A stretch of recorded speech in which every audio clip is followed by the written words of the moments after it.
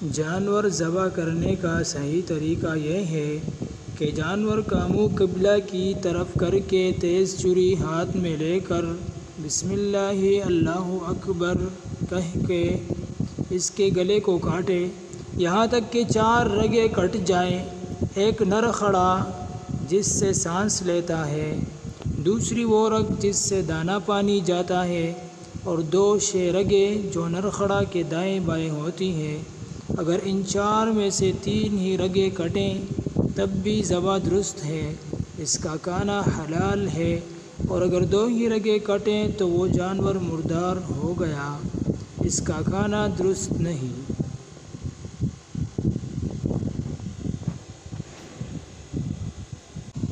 مسئلہ نمبر 2،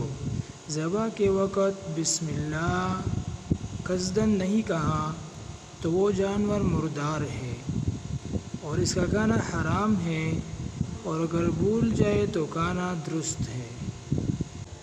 مسئلہ نمبر 3،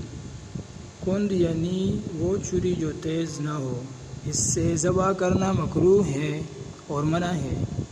کیونکہ اس میں جانور کو بہت تکلیف ہوتی ہے۔ اسی طرح ٹھنڈا ہونے سے پہلے اس کی کھال کھینچنا، ہاتھ پاؤں توڑنا، کاٹنا وغیرہ، اور ان 4 رگوں کے کٹ جانے کے بعد بھی گلا کاٹے جانا، یہ سب مکروہ ہے۔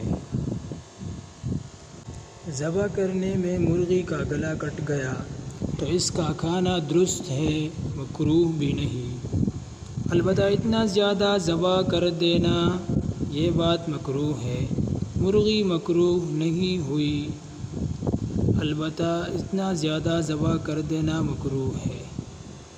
مسئلہ نمبر 5، مسلمان کا ذبح کرنا بہرحال درست ہے، چاہے عورت ذبح کرے یا مرد، اور چاہے پاک ہو یا ناپاک،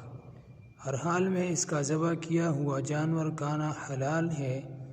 اور کافر کا ذبح کیا ہوا جانور کھانا حرام ہے۔ جو جانور دھاری دار یعنی تیز چیز سے ذبح ہو، جیسے دھاری دار پتھر، گنے یا بانس کا چھلکا، چھری وغیرہ، سب سے ذبح کرنا درست ہے۔